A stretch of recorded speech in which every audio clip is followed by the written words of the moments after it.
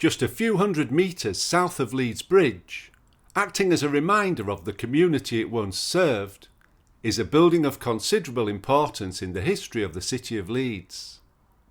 Standing here since 1791, Salem Chapel is a Grade 2 listed building and the oldest surviving non-conformist chapel in the city centre.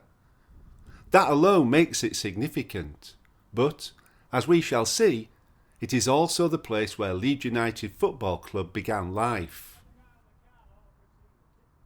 As the development surrounding the new Aire Park takes shape, Salem Chapel finds itself more exposed and open to attention. Once it was hemmed in by housing and industry, Hunslet Lane running in front and Hunslet Road running behind. The Tetley Brewery was directly opposite. Today the heavy traffic has ceased. New paving surrounds the church, allowing a better view of its architecture and proportions. Regular access to the building is at the rear, but the actual front of the chapel is the distinctive curved facade, added at the start of the 20th century. The chapel is constructed of squared gritstone, with a slate roof. As the site expanded, it included a school to accommodate 1,000 children. The building formerly known as Charlton House, that adjoins the chapel, was constructed in red brick in 1908 and is not included in the listing. The origin of the Salem congregation, originally styled Independents rather than the more formal Congregationalists, goes back to 1755, when an array of Presbyterian-inclined sects worshipped in the White Chapel. The White Chapel was one of the first purpose-built independent chapels in Leeds, constructed on land south of Leeds Bridge, which was relatively rural at that time. It is said that the appointment of the Reverend John Edwards, one of John Wesley's itinerant preachers, attracted some to join the congregation from Leeds' First Methodist Chapel at Bogart Close on the lower slopes of Quarry Hill, which had opened in 1751. The popularity of the Whitechapel service grew beyond the capacity of the building, and the congregation moved to the new Salem Chapel in 1791, although at least part of the congregation continued assembling at the Whitechapel until 1825, when they also moved to a new and impressive chapel on the northwest side of Queen Street, and the Whitechapel was initially converted to an infant school. Both the Salem Chapel buildings and the occupants have evolved with the times. Reverend Edward Parsons was the first minister, having moved with the congregation from the Whitechapel, and he remained in post until 1832. It was distinctive ministries of Reverend Edwards and his successors that sustained a vibrant chapel life in an area that contained a large population. At its height, the fellowship boasted 1,600 plus people cramming into the chapel on a Sunday afternoon to listen to prominent speakers, including well-known MPs.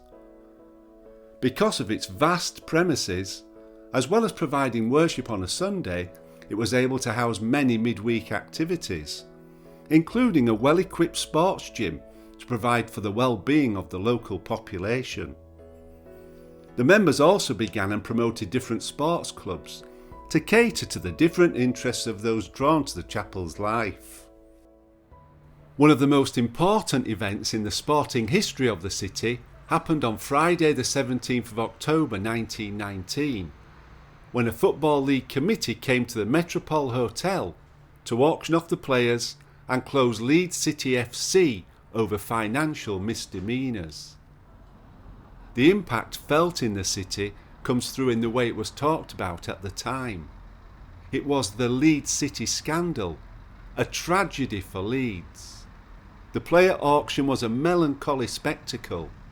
What happened to the club was called an execution. It had taken a long time for football to start in Leeds, and many people wondered if this might be the end. Alf Masser was one Leeds fan who wouldn't let that happen. Masser was a counsellor, a sportsman, a solicitor, and one of the first and loudest shareholders of Leeds City. He is pictured here as a city alderman, driving the first ball at Middleton Golf Course when it opened in 1933.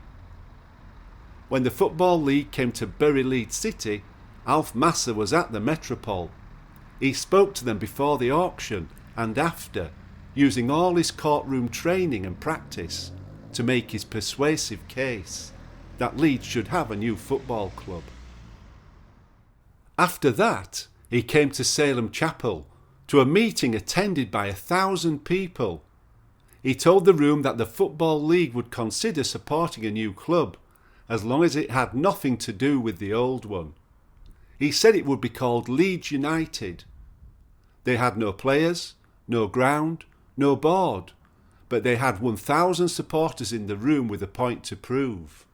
It was the birth of Leeds United Football Club. Throughout its existence, Salem responded to the needs of the community, even after most of the housing had been demolished to make way for offices and commercial facilities. By the second half of the 20th century, the congregation was in decline, and the building started to take on other purposes, including helping the unemployed and special needs services. The late Reverend Graham Cook was the minister at Salem when the internal parts of the building were transformed to provide training facilities for young people, complementing other community outreach schemes within the United Reformed Churches of South Leeds. Sadly, the so-called slum clearances of the post-war era, along with social change, dwindled the congregation still further. In 2001, the renowned psychologist and writer Reverend Harry Guntrip undertook the last sermon. In 2009, the building was purchased by Professor Adam Beaumont, founder of the telecommunications company AQL. Beaumont funded the renovation and restoration of the chapel. Today, the chapel and adjoining buildings house AQL's head offices and data centre. There is also an exhibition space and 370-seat glass-floored auditorium. Salem Chapel is now used to host events such as the launch of government initiatives. David Cameron, George Osborne and Matt Hancock have all spoken here, plus other well-known public figures such as Britain's first astronaut Helen Sharman. The forum members from 100 years ago would be pleased to see that at least one tradition has been continued.